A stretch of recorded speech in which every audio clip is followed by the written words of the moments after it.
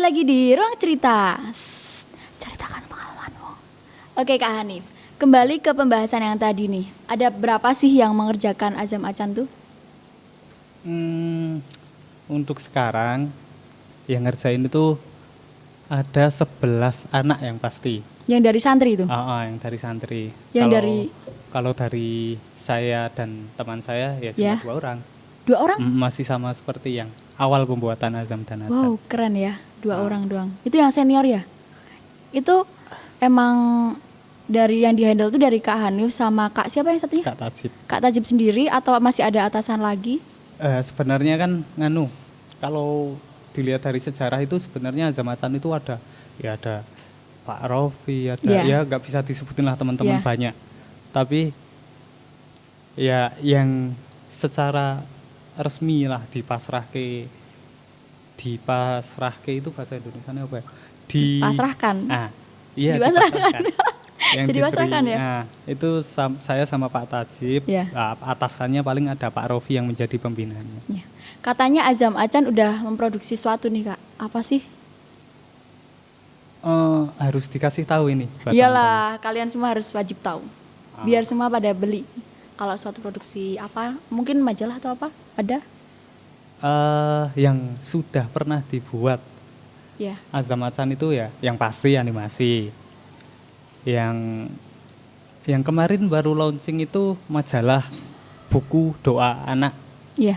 Sama ya kayak pin, kaos, stiker, masker, itu sama-sama.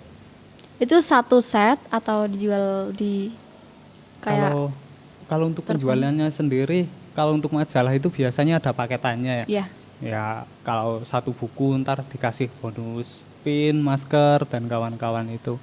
Kalau untuk animasinya sendiri nggak dijual sih, emang kalau buat agar bermanfaat bagi orang lain aja. Iya, buat dakwah itu tadi ya. Wajib beli nih, semua teman-teman wajib beli. Terus ceritain dong Pak, katanya dulu Pak lagi dia. Kak. Ceritain dong Kak, katanya dulu seorang santri nih. Ceritain pengalaman, mungkin perjalanannya. Wah. Santri Subhanul Waton itu masa-masa yang indah sih sebenarnya. Tapi kalau diceritain itu nanti pada iri sama kehidupan saya. Walah, iri ya. Mungkin pengalamannya nih, pengalaman karir dari seorang animator. Susah senengnya gitu. Kalau itu mungkin saya bisa jawab ya sedikit-sedikit. Secara singkat, kalau untuk menjadi animator, santri untuk menjadi animator itu sebenarnya ya bisa aja.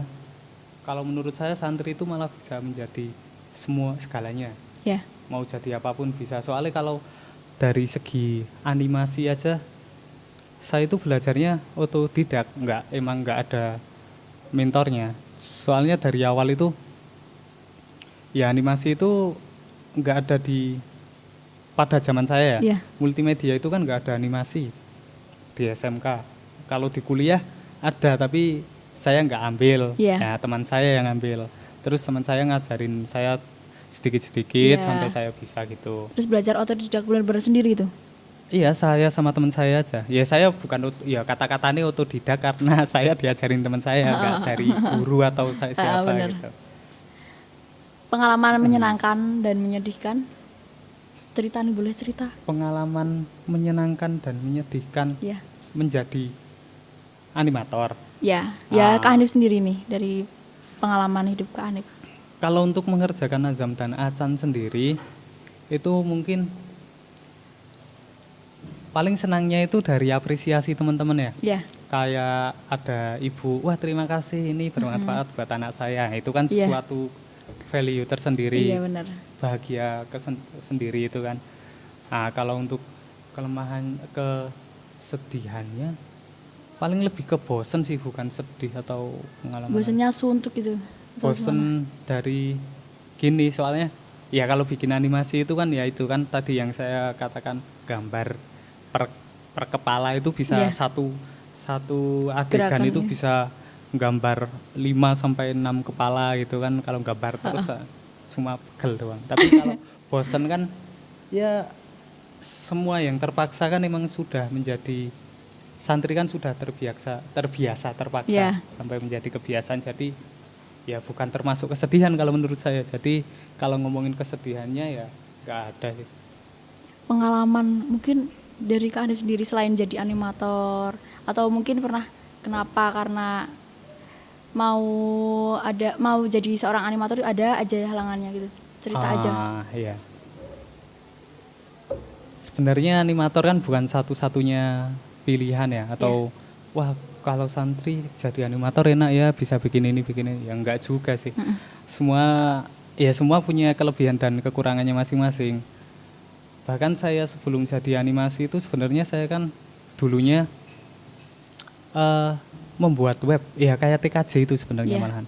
Walaupun saya basisnya multimedia, tapi pekerjaan saya sebelumnya itu malah ya kayak tugas-tugas sekolah itu malah nggak multimedia, malah ke TKJ lebih tepatnya, bikin web, bikin mana. Tapi ya saya merasa wah kok saya cuma dapat kayak gini, kok nggak ada rasa bahagianya sedikit pun. Nah gitu.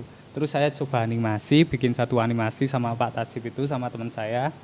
Nah, pas bikin animasi itu kok ya saya lihat ulang kayak seneng aja kalau bikin itu. Nah mikirnya kan wah ini mungkin ya passion saya di sini gitu kan, terus saya bikin animasi.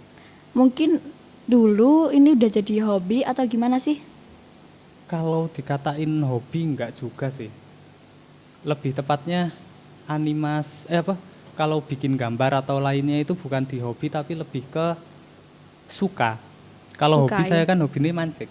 Mancing? Kok bisa mancing? Ya, memancing. Soalnya memancing itu asik, padahal kan cuman duduk nunggu ikan dateng gitu kan. Itu vibe-nya lebih ke sendiri. Iya. Kayak healing gitu ya. Nah, healing lah kalau bahasa anak zaman sekarang. Oke. Setelah ini